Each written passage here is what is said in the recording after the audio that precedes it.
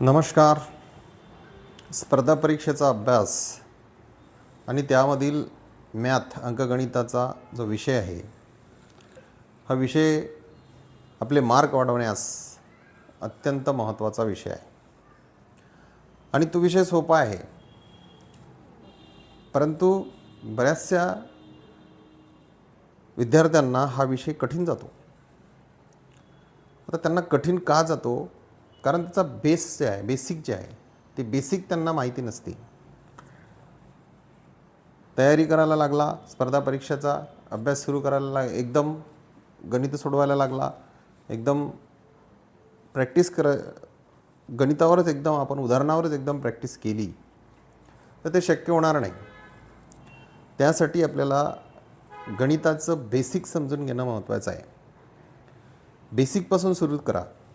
जे काही स्पर्धा परीक्षेचे पोलीस भरती आहे किंवा तलाठी आहे किंवा अनेक स्पर्धा परीक्षा आहेत, तर त्या परीक्षेसाठी जे अंकगणिताचा हा जो विषय आहे, या विषयासाठी आपल्याला प्रॅक्टिस आणि बेसिकपासून सुरू करणे गरजेचं आहे. आणि त्यासाठी आम्ही बेसिकपासून आपणास ते कठीण पातळीपर्यंत उदाहरणं समजून सांगू, या ठिकाणी घेऊ. यामध्ये जे होतकरू मुलं आहेत, जे होतकरी मुली आहेत, ज्या खूप परिश्रम घेतात आणि त्यांना लेखी परीक्षेमध्ये अपयश येते. फिजिकल चांगलं राहते, परंतु लेखी परीक्षेमध्ये अपयश येते पोलीस भरतीच्या बाबतीत. तर अशा विद्यार्थ्यांना त्यांनी बेसिकपासून सुरुवात केली पाहिजे. जेव्हा आपण अंकगणिताचा हा विषय चालू करतो तर त्याला बेसिक महत्त्वाचं आहे. बेसिक हे पक्कं पाहिजे आणि बेसिक जर आपण हे पक्कं केलं तर नक्की आपण त्या ठिकाणी यश मिळू शकतो.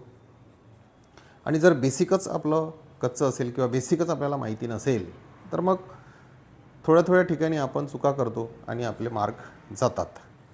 तर मी उभाड सर, उमेश उभाड आमचं चॅनल आहे. या चॅनलवर आम्ही असंच बेसिकपासून तर कठीण पातळीपर्यंत जे पोलीस भरतीला व इतर स्पर्धा परीक्षेला येतात ते उदाहरणं आम्ही घेणार आहोत. प्रत्येक टॉपिक, प्रत्येक प्रकरण आम्ही घेणार आहोत. तर या चॅनलला नक्की शेअर करा, लाईक करा आणि हा व्हिडिओ गरजूवंत जे आहेत, जे स्पर्धा परीक्षेचा अभ्यास करतात त्यांच्यापर्यंत पोहोचवा, जेणेकरून त्यांची प्रगती होईल, त्यांना यश मिळण्यास आमचा थोडाफार हातभार मिळेल. चला मग सुरू करूया आपण. बेसिक ह्या पहिल्यांदा आहे संख्येचा प्रकार. संख्येचा प्रकार पाहणार आहोत आपण. हा सोपा विषय आहे, परंतु थोडं जर आपण पक्क करत गेलो, म्हणजे एक पायरी चढत गेलो तर आपल्याला ते इझी वाटते. समोरच्या ज्या प्रक्रिया ते इझी वाटते, कारण याच्यावर सुद्धा गणितं येतात परीक्षेला. मग त्याचं बेसिक माहीत पाहिजे. नैसर्गिक संख्या म्हणजे काय, संख्येचे प्रकार किती आहे, संख्या किती आहे, संख्या कोणकोणत्या आहेत, हे सुद्धा आपल्याला माहिती पाहिजे. तर आपण संख्येचा प्रकारामधला पहिला प्रकार पाहणार आहोत, नैसर्गिक संख्या. नैसर्गिक संख्या म्हणजे काय, नैसर्गिक संख्या त्यावरील उदाहरणसुद्धा बघणार आहोत. परंतु पहिल्यांदा नैसर्गिक संख्या म्हणजे काय, त्याचं बेसिक काय आहे हे आपण शिकून घेऊ. नैसर्गिक संख्या म्हणजे जी संख्या 1 पासून सुरू होते, 1 2 3 4 5 डॉट डॉट डॉट अनंत, म्हणजे 1 पासून सुरू होणाऱ्या आणि तिकडे असंख्य आहेत, अनंत आहेत, अशा संख्या म्हणजे नैसर्गिक संख्या आहे. परंतु यामध्ये मायनस किंवा पॉईंट, म्हणजे हा इथं आहे, हा पॉईंट, म्हणजे जसं आता -1 आणि -5, 1.5 1.6 ह्या नैसर्गिक संख्या होणार नाही. म्हणजेच नैसर्गिक संख्या ह्या 1 पासून ते तिकडे अनंत, परंतु त्या ऋण किंवा पॉईंटमध्ये येणार नाही. ह्या नैसर्गिक संख्या होणार नाही. ह्याला एक अपवाद आहे. नैसर्गिक संख्या ऋण किंवा पॉईंटमध्ये येत नाही. त्यानंतर 0 जे आहे ही नैसर्गिक संख्या होत नाही. 0 ही नैसर्गिक संख्या होणार नाही. मग सर्वात लहान नैसर्गिक संख्या जर विचारली, सर्वात लहान नैसर्गिक संख्या कोणती आहे? 1 असते. सर्वात लहान नैसर्गिक संख्या येत असते 1 असते आणि सर्वात मोठी नैसर्गिक संख्या सांगता येत नाही, कारण तिकडे अनंत आहेत. नैसर्गिक संख्यांना मोज संख्यासुद्धा म्हणतात. हा सुद्धा पॉईंट आहे. नैसर्गिक संख्यांना काय म्हणतात? मोज संख्यासुद्धा म्हणतात.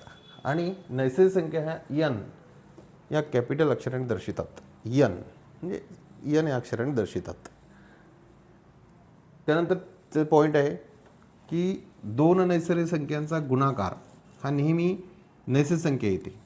2 नैसर्गिक संख्याचा गुणाकार हा नेहमी नैसर्गिक संख्या येते. 2 गुणिले 3 6, 4 गुणिले 3 12 अशी नैसर्गिक संख्या. दोन नैसर्गिक संख्येचा गुणाकार केला तर उत्तर नैसर्गिक संख्या येते. आणि 2 नैसर्गिक संख्येची जर बेरीज केली तरीही उत्तर नैसर्गिक संख्या येईल. परंतु याला अपवाद काय आहे? 2 नैसर्गिक संख्येचा जर भागाकार केला तर उत्तर ही नैसर्गिक संख्येच येईल, हे मात्र खात्रीपूर्वक सांगता येणार नाही. कारण ज्या संख्येला भाग निषेध जाईल, निषेध भाग जाणे म्हणजे बाकी शून्य उरणे, त्या ठिकाणी नैसर्गिक संख्या उत्तर येईल. परंतु ज्या ठिकाणी पॉईंटचं उत्तर येईल भागाकार केल्यानंतर, त्या ठिकाणी नैसर्गिक संख्या होणार नाही. तसंच वजाबाकी करताना जर उत्तराला मायनस चिन्ह आलं असेल तर ती नैसर्गिक संख्या होणार नाही. म्हणजेच भागाकार किंवा वजाबाकी करत असताना उत्तर नैसर्गिक संख्येचे याची खात्री नाही. हे नैसर्गिक संख्याचे बेसिक आहे. नैसर्गिक संख्या 1 पासून सुरू होते तर ते अनंत आहे. सर्वात लहान नैसर्गिक संख्या 1 आहे. या बाबतीत आपण इतके हे पॉईंट आहे नैसर्गिक संख्येच्या बाबतीत. नैसर्गिक संख्या कशाला म्हणतात? नैसर्गिक संख्या सर्वात लहान कोणती? नैसर्गिक संख्येला मोज संख्या म्हणतात. नैसर्गिक संख्या n ने दर्शवितात. सर्वात लहान नैसर्गिक संख्या 1 आहे. 2 नैसर्गिक संख्याचा गुणाकार नैसर्गिक संख्या येते. 2 नैसर्गिक संख्यांची बेरीज केली असता नैसर्गिक संख्याच येते. परंतु 2 नैसर्गिक संख्येचा भागाकार किंवा वजाबाकी केली असता नैसर्गिक संख्या खात्रीपूर्वक येणार नाही. आणि मायनस किंवा पॉईंटचे जे उत्तर येतात ते नैसर्गिक संख्या होत नाही. म्हणजे पॉईंट -1 -5 -7 मायनसमध्ये ज्या संख्या आहेत त्या नैसर्गिक संख्या नाही आणि पॉईंटमध्ये येणाऱ्या त्या नैसर्गिक संख्या नाही. कदाचित आपल्याला हे समजलं असेल. याच्यानंतर आपण समसंख्या घेणार, विषम संख्या घेणार. पहिल्यांदा या नैसर्गिक संख्या तुम्ही समजले. आता नैसर्गिक संख्यावर जे उदाहरण आहेत ते आपण पुढील भागात घेणार आहोत. धन्यवाद.